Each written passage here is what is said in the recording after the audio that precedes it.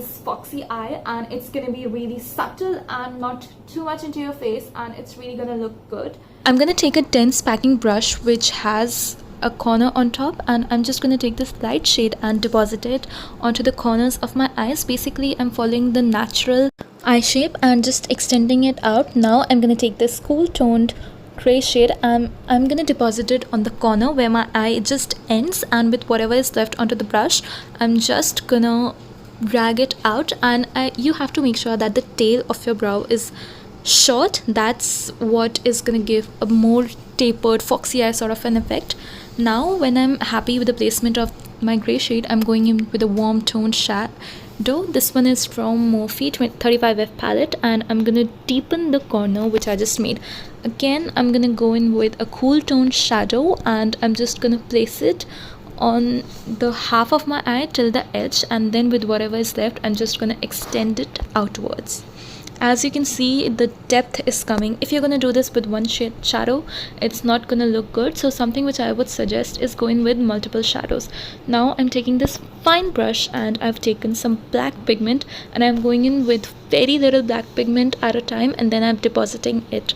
And I am not going inwards fully because I don't want to go into my tear duct entirely. I'm just placing it where I have my lashes.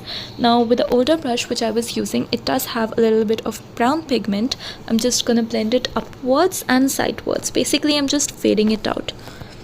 So this is what it looks like. Now I'm gonna take my brows and brush them through very well, and make sure that you're stretching them, and make sure this line has to go. So if your brow extends below this line, you have to either thread it or conceal it.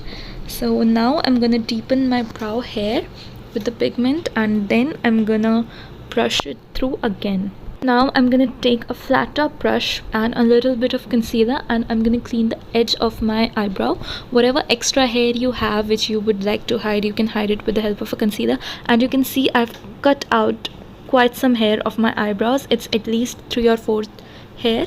So I don't want very long brows for this look because I want to follow the natural shape of my eye, and then I'm just blending it downwards. Now I'm gonna go in with my finger and I'm gonna tap it in, because the warmth of my finger is gonna blend this in even better, as you can see in the video. Now when it's blended, I'm just going in with light colored eyeshadow to lock it in, and then I'm taking my eyeliner. It's a sketch liner, and I'm depositing it very close to my lash line. As you can see, it's very close to my lash line, and I'm not depositing a lot of pigment, and I'm really close to my lash line. And then I'm just gonna extend it 3/4 of my eye. I'm not going in entirely because I do have a little bit of shadow. Then with this thin wand of mascara, I'm gonna coat my lashes. This is the first coat I am going in, and you just have to do the same on the lower lashes as well. The thin wand basically separates your lashes so that they are further apart and it doesn't look like a clump. Then I'm going in with this white pencil and I'm gonna deposit a little bit of pigment. Now again with that brown shadow, I'm gonna blend it outwards, and I'm gonna blend it until half of my eye on top of the eyeliner.